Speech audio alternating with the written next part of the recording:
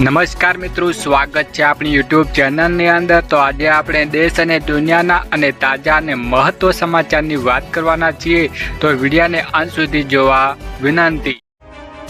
સૌપ્રથમ સમાચારની વાત કરીએ કે અંબાલાલ પટેલની આગાહી 13 થી 17 ઓક્ટોબર વાદળછાયું વાતાવરણ રહેશે। 18 થી 30 ઓક્ટોબર વચ્ચે બંગાળના ઉપસાગરમાં લો પ્રેશર 18 થી 21 ઓક્ટોબર અરબી સમુદ્રમાં હલચલ જોવા મળશે, જેને કારણે ભેજમાં માવઠું થવાની શક્યતા રહે છે અને બેસતા વર્ષમાં બગડે તેવી શક્યતા રહે છે। અંબાલાલ પટેલે ઠંડીથી થીજવતી આગાહી હવામાન નિષ્ણાત અંબાલાલ પટેલે જણાવ્યું હતું। તે મુજબ ગુજરાતના 23 ઓક્ટોબરથી ઠંડી શરૂ થશે અને 22 ડિસેમ્બરની હાડ થીજવતી ઠંડીનો અનુભવાશે। 12 ફેબ્રુઆરી સુધી કડકડતી ઠંડી રહેશે અને લઘુત્તમ તાપમાન 18થી નીચે જઈ શકે છે। નવેમ્બરમાં પશ્ચિમી વિક્ષેપ અને બંગાળના ઉપસાગરમાં વાવાઝોડાના શક્યતા છે। અરબી સમુદ્રમાં હલચલને કારણે માવઠાની પણ શક્યતા રહેલી છે અને દિવાળીના સમયે શહેરી વિસ્તારોમાં ઠંડીનો અહેસાસ પણ થવા લાગશે। વધુ આગળ વાત કરીએ કે રાશન કાર્ડ ધારકોને ખાસ ધ્યાન આપે। કેન્દ્ર સરકાર જાહેર વિતરણ વ્યવસ્થાઓને વધુ પારદર્શક, સુરક્ષિત અને કાર્યક્ષમ બનાવવા માટે એક મહત્વનું પગલું લીધું છે, જે સરકારે બુધવારે હાલ પીડીએફસી નિયમને સુધારો કર્યા। દર 5 વર્ષે તમામ રાશન કાર્ડ ધારકો માટે ઇલેક્ટ્રોનિક ઈ-કેવાયસી પ્રક્રિયા શરૂ કરવામાં બનાવી રહી છે, જેનો હેતુ રાશન કાર્ડ વિતરણના પ્રક્રિયામાં છેતરપિંડી, ડુપ્લિકેટ કાર્ડ્સને દૂર કરવા, સબસિડીને યોગ્ય લાભાર્થી સુધી પહોંચાડવાનું નિશ્ચિત કરવાનો રહેશે। વધુ આગળ વાત કરીએ કે ખેડૂતોને 42,000 કરોડ રૂપિયાની દિવાળીની ભેટ। પીએમ મોદીએ ભારતીય કૃષિ સંશોધન સંસ્થા ખાતેથી આશરે 42,000 કરોડની યોજનાઓનો શુભારંભ કર્યો છે, જેમાં 24,000 કરોડની પીએમ ધન ધાન્ય કૃષિ યોજનાને 11,440 કરોડના પ્લસમાં ઉત્પાદનમાં મિશનનો સમાવેશ થાય છે અને ધન્ય ધાન્ય યોજનાને હેતુ 100 આક્ષાંકિત જિલ્લાઓના ખેડૂતોની આવક વધારવાનો, કૃષિ ઉત્પાદન સુધારવાનો અને લોન સુવિધાને સરળ બનાવવા માટે તેમને 5,450 કરોડની અન્ય કૃષિ યોજનાઓનું પણ ઉદ્ઘાટન કર્યું છે। વધુ આગળ વાત કરીએ કે શું દિવાળી પહેલા ખેડૂતોના ખાતામાં 21મો હપ્તો જમા થશે? ખેડૂતે પીએમ કિસાન યોજનામાં 21મા હપ્તાની રાહ જોઈ રહ્યા છે। કેન્દ્ર સરકારે કેટલાક રાજ્યોમાં ખેડૂતોના ખાતામાં ગેર ટ્રાન્સફર કર્યા છે। પીએમ મોદીએ કૃષિ ક્ષેત્રના મજબૂત બનાવવા માટે નવી યોજનાઓ શરૂ કરી રહી છે, જેમાં કેવાયસી કરેલા નહીં હોય તો પૈસા મળશે નહીં। લાભાર્થીઓની યાદીમાં તમારું નામ તપાસવા માટે પીએમ કિસાન ગીવ પર તમે જોઈ શકો છો અને દિવાળી પહેલા હપ્તો આવવાની શક્યતા છે। કેન્દ્ર સરકારને જમ્મુ અને કાશ્મીર, પંજાબ, ઉત્તરાખંડ અને હિમાચલ પ્રદેશના ખેડૂતોના ખાતામાં 21મો હપ્તો ટ્રાન્સફર કર્યો છે, કારણ કે આ રાજ્યોમાં ભારે વરસાદ અને પૂરનું ભૂસ્ખલન જેવી તાજેતરની કુદરતી આફતો ખેડૂતોને પાકને નોંધપાત્ર નુકસાન પહોંચાડ્યું હતું। તેના કારણેસર તેમને સરકારે રાહત તરીકે રાજ્યના ખેડૂતોને આ હપ્તો સમય પહેલા જારી કર્યો છે। વધુ આગળ વાત કરીએ, ખેડૂતોને દિવાળી પહેલા મળશે 21મો હપ્તો। દેશભરમાં ખેડૂતોએ પીએમ કિસાન યોજના હેઠળ 2,000 રૂપિયાનો 21મો હપ્તાની રાહ જોઈ રહ્યા છે। કેટલાક ખેડૂતોને આ હપ્તા મળી ચૂક્યા છે, પરંતુ દેશભરમાં લાખો ખેડૂતોના ખાતામાં હજુ પણ ચાલી રહ્યા છે। આ વખતે સરકારે 3 રાજ્યોના ખેડૂતોને હપ્તો મોકલી દીધા। કિસાન સન્માન નિધિ આગામી હપ્તાને ક્યારે આવશે?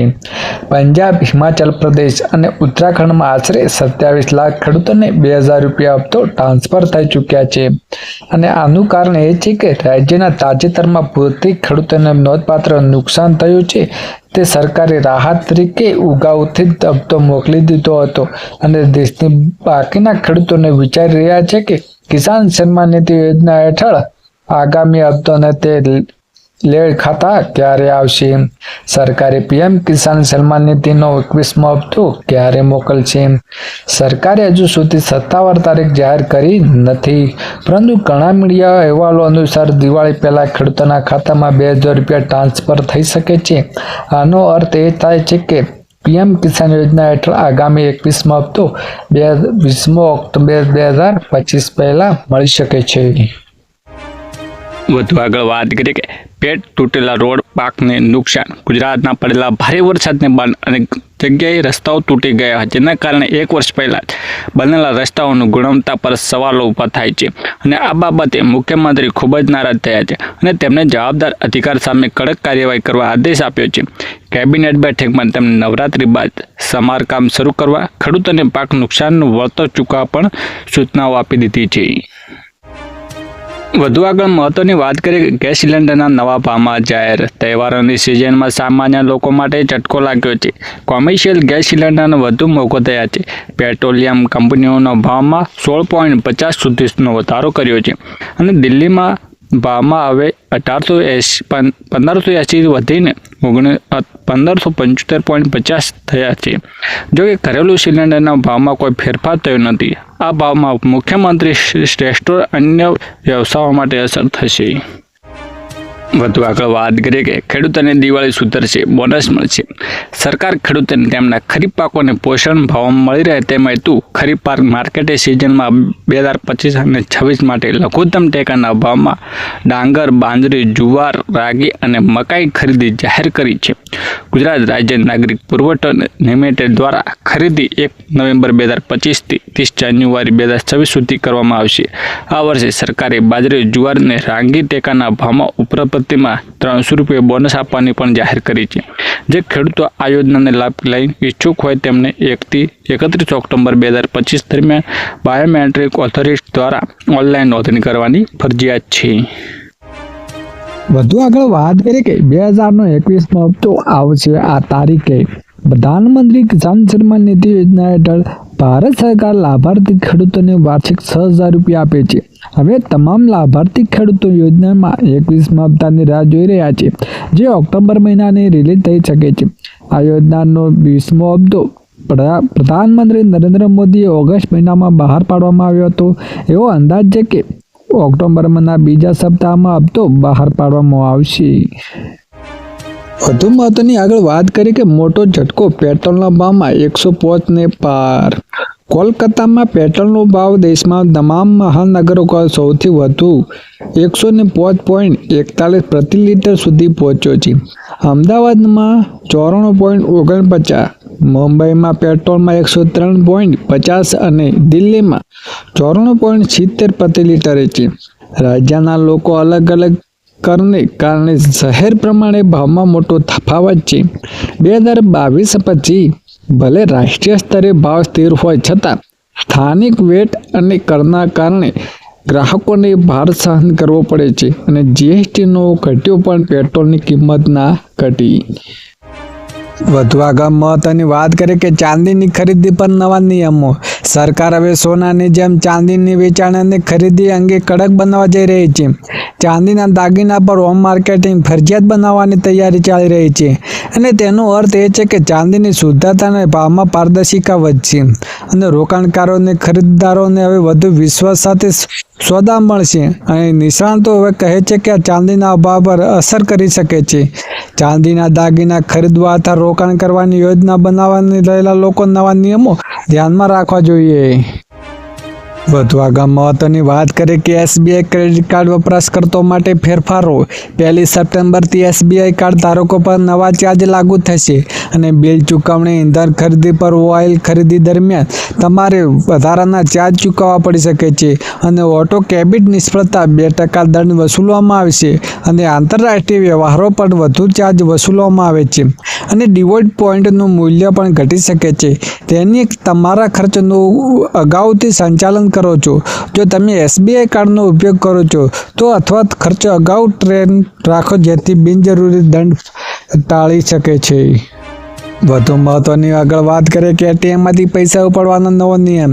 કેટલીક બેંકો એટીએમ ઉપાડવા પર નવા ચાર્જ લાવવાની તૈયારી કરી રહી છે અને નિર્ધારિત મર્યાદા કરતાં વધુ પૈસા ઉપાડવા પર વધારાનો ચાર્જ લાગે છે અને રોકાણ ઉપાડવાને બદલે ડિજિટલ પેમેન્ટને પ્રોત્સાહન આપવાનું સારું લાગે છે. વધુ આગળ વાત કરીએ કે એફડી વ્યાજ દરો. બેંકોના ફિક્સ્ડ ડિપોઝિટ પર વ્યાજ દર પર બદલાઈ શકે છે. હાલમાં વ્યાજ 6.5% 7.5% સુધી આપવામાં આવી રહ્યું છે, પરંતુ ભવિષ્યમાં દરો ઘટી શકે છે. જો તમે એફડી કરતા માંગતા હોય તો વહેલા નિર્ણય લેવાની કાયદાકારક બની શકે છે. વધુ મહત્વની આગળ વાત કરીએ કે કપાસની આયાત ડ્યુટી મુક્તિ 31 ડિસેમ્બર 2025 સુધી લંબાઈ. કેન્દ્ર સરકાર કપાસની આયાત ડ્યુટીમાં મળતી મુક્તિની અવધિ 31 ડિસેમ્બર 2025 સુધી લંબાવાઈ છે. અગાઉ આ છૂટછાટ 30 સપ્ટેમ્બર સુધી હતી. આ પગલામાંથી કાપડ ઉદ્યોગનો મોટો લાભ થશે, કારણ કે યુએસ ટેરિફ નીતિના કારણે ઉદ્યોગ પર ભારે અસર પડી રહી છે. ભારતે 40 દેશોમાં કાપડ નિકાસ વધારવા માટે ખાસ ઝુંબેશ શરૂ કરી દીધી છે, અને સરકારના આ નિર્ણય નિકાસમાં વૃદ્ધિ અને ઉદ્યોગોને રાહત મળી રહેશે છે. વધુ આગળ વાત કરીએ કે ખેડૂતોની આવક વધારવા નવી યોજનાઓ જોવે. સરકાર ખેડૂતોની આવક વધારવા માટે ખાસ પહેલ કામ કરી રહી છે. સરકાર એવા મોડેલ પર કામ કરી રહી છે જેનાથી ખેડૂતોને તેમના પાક સીધા ગ્રાહકોને વેચી શકે છે, જેનાથી વચેટિયાઓની ભૂમિકા ઓછી થઈ શકે છે. કૃષિ મંત્રી શિવરાજસિંહ ચૌહાણે જણાવ્યું હતું કે પીટીઆઈ સમાચાર અનુસાર તેમણે ગયા રવિવારે પૂસામાં લગભગ 400 ખેડૂતો સાથે વાત કરતા હતા, અને આ વાતમાં કહી હતી કે કેન્દ્રીય મંત્રીએ એક સત્તાવાર નિવેદનમાં કહ્યું હતું કે ફાસ્ટમાં ટુ કમ્પ્યુટ મર્જર મોલ્ડર ખેડૂતોના નફો મેળવવામાં મદદરૂપ થશે. વધુ આગળ વાત કરીએ કે ખેડૂતો માટે લાભદાયક છે આ 5 મોટી યોજનાઓ. ખેડૂતો માટે 5 યોજનાઓ છે ખેડૂતો માટે ઉપયોગી. જો કે તમે આયોજિત નથી કરતા તો વહેલી તરીકે આ યોજનાઓ અરજી કરીને લેજો. આવક વધારવાના મદદરૂપ કરવા માટે સરકારી યોજનાઓ શરૂ કરવામાં આવી છે. આ યોજનાની મદદ સિંચાઈ લઈને નાણાકીય સહાય સુધી તમામ બાબતોને પૂરી પાડવામાં આવે છે. કિસાન ક્રેડિટ કાર્ડ યોજના 1998માં કેન્દ્ર સરકાર દ્વારા ખેડૂતોને તેમની હેઠળ કૃષિ માટે પર્યાપ્ત કેન્દ્રની યોજનાઓ હેઠળ ભારત સરકાર ખેડૂતોને કૃષિ માટે સરકારી સબસિડી રૂપે 4% રાહત દર કૃષિ લોન સાથે સહાય પૂરી પાડે છે. અત્યાર સુધી 2.5 કરોડનો યોજનાઓ લાભ લીધો છે. Yeah.